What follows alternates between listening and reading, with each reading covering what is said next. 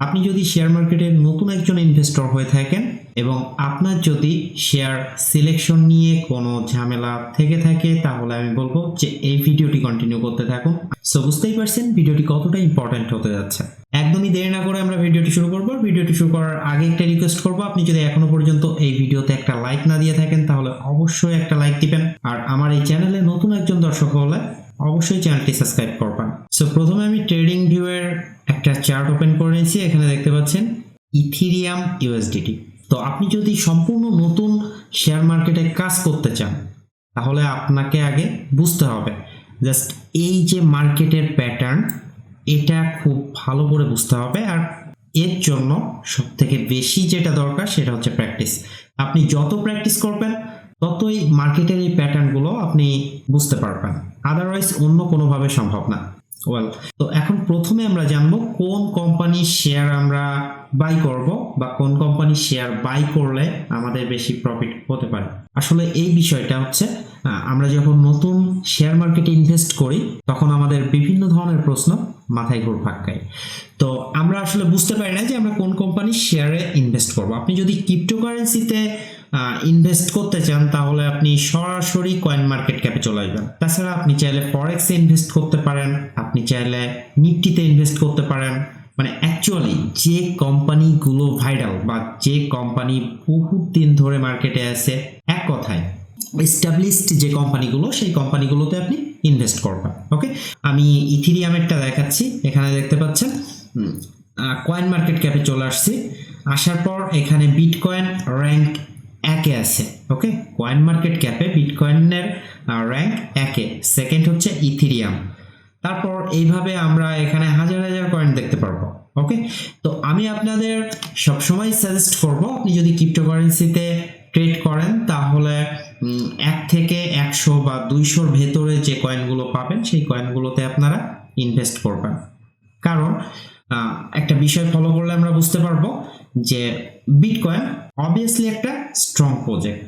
এটা আপনি এই সপ্তাহে বাই করলেন, পরের সপ্তাহে অনেকটা ডাউন হয়ে গেল, তো 2 সপ্তাহ ওয়েট করলে সেটা কিন্তু রিকভারি হওয়ার একটা সুযোগ আছে। কিন্তু আপনি যখন নতুন কোনো কোম্পানিতে ইনভেস্ট করবেন, আপনি জানেন না সেই কোম্পানির প্যাটার্ন সম্পর্কে, আপনি সেই কোম্পানি সম্পর্কে কোনো ধারণাই নেই, তখন দেখবেন যে এই সপ্তাহে আপনি শেয়ার বাই করলেন, পরের সপ্তাহে একটু আপ হলো, দেন তারপরের সপ্তাহগুলোতে যে কোথায় যাবে আপনি ঠিক খুঁজে পাবেন না বা বুঝে উঠতে পারবেন না। সেক্ষেত্রে আপনার খুব বড় একটা লসের সম্ভাবনা থেকে যায়। সো এই বিষয়টা একটু ফলো করবেন যে আপনারা কোনো কোম্পানিতে ইনভেস্ট করার আগে সেই কোম্পানি সম্পর্কে ভালোভাবে অ্যানালাইসিস করবেন। তার বিভিন্ন সোশ্যাল মিডিয়ার যে প্ল্যাটফর্মগুলো আছে সেগুলো আপনি অ্যানালাইসিস করবেন, তার লিকুইডিটিগুলো অ্যানালাইসিস করবেন, এভরিথিং সবকিছু অ্যানালাইসিস করার পর যদি আপনার মনে হয় যে আপনি এখানে ইনভেস্ট করবেন তাহলে আপনি করবেন।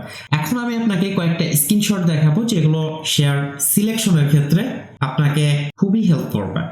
সো শেয়ার সিলেকশনের ক্ষেত্রে আমি এখন যে বিষয়গুলো বা স্ক্রিনশটগুলো দেখাবো সেইগুলো খুব ভালোভাবে আপনি আপনার মাথায় ঢুকিয়ে নেবেন। ওকে, তো এখানে আমি 2 ভাগে বিভক্ত করছি যে প্রথম বাইটা আমরা কোথায় করব।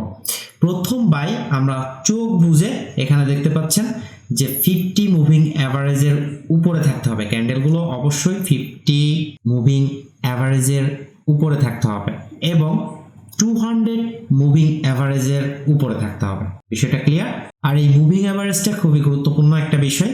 আপনারা যদি মুভিং অ্যাভারেজের এই স্টাডিগুলো না জেনে থাকেন অবশ্যই কমেন্টে জানাবেন, আমি চেষ্টা করবো এগুলো নিয়ে আলাদা একটা ভিডিও মেক করার জন্য। ওকে, তো অবশ্যই আপনাকে 50 মুভিং অ্যাভারেজের উপরে থাকতে হবে এবং 200 মুভিং অ্যাভারেজের উপরে থাকতে হবে, তখন আপনি 100-এ 100 বাই করতে পারবেন। ওকে, তো এখানে দেখতে পাচ্ছেন যে 200 মুভিং অ্যাভারেজের উপরে মার্কেট আছে এবং 50 মুভিং অ্যাভারেজের উপরে মার্কেট আছে। তারপর দেখতে পাচ্ছেন মার্কেট কোথায় গেছে। ওকে, সো এটা আপনারা মাথায় রাখবেন, আশা করি ট্রেডিং এর ক্ষেত্রে আপনাকে খুবই সাহায্য করবে। তারপর আমরা সেকেন্ড বাই করব, 44 মুভিং অ্যাভারেজ আপ থাকবে এবং 200 মুভিং অ্যাভারেজ ফ্ল্যাট থাকবে। ওকে, সো এখানে এটা একটু ভালো করে ফলো করলে আপনি বুঝতে পারবেন। ওকে, এখন আমরা ফার্স্ট বাই সম্পর্কে জানলাম, ফার্স্ট শর্ট সম্পর্কে আমরা জানবো। অবশ্যই আমরা 200 মুভিং অ্যাভারেজ যখন ফল করবে, মানে ব্রেক ডাউন করবে এবং 44 মুভিং অ্যাভারেজ যখন ব্রেক করবে ঠিক এই মুহূর্তে আমরা প্রথম শর্টটা নিতে পারি। এখানে দেখতে পাচ্ছেন যে যখন 44 মুভিং অ্যাভারেজ এবং 200 মুভিং অ্যাভারেজ ফল করছে মার্কেট কোন পজিশনে আসছে। তো আশা করি বিষয়টা বুঝতে পারছেন। 44 moving average falling and 200 moving average flat. So দেখতে পাচ্ছেন তারপর মার্কেট কোন পজিশনে নামছে। তো আশা করি বিষয়টা বুঝতে পারছেন। তাছাড়া শেয়ার মার্কেটে আপনি যদি চিন্তা করেন যে এখান থেকে খুব ভালো একটা প্রফিট জেনারেট করবেন, প্র্যাকটিসের কোনো বিকল্প নেই। আপনি প্রতিনিয়ত এখানে প্র্যাকটিস করবেন। আপনি এখানে যত প্র্যাকটিস করবেন এখানকার প্যাটার্নগুলো সম্পর্কে ততই ধারণা পাবেন। এখানে আপনাদের খুবই সেন্সিটিভ ভাবে কাজ করতে হবে। আপনি যদি মনে করেন যে আপনার শখ মেটানোর জন্য এখানে আসছেন, তাহলে আমি আপনাকে বলবো যে এই প্ল্যাটফর্মটি আপনার জন্য না। আপনি এখানে যতক্ষণ থাকবেন ততক্ষণ আপনি খুব সেন্সিটিভ ভাবে মার্কেট অ্যানালাইসিস করবেন এবং মার্কেট অ্যানালাইসিস করার পর সঠিক মোমেন্টে আপনি এখানে এন্ট্রি নেবেন। ওকে, আদারওয়াইজ এই প্ল্যাটফর্মে আপনি টিকে থাকতে পারবেন না। তো আশা করি শেয়ার সিলেকশনের যে ব্যাপারটা এটা আপনারা বুঝতে পারছেন।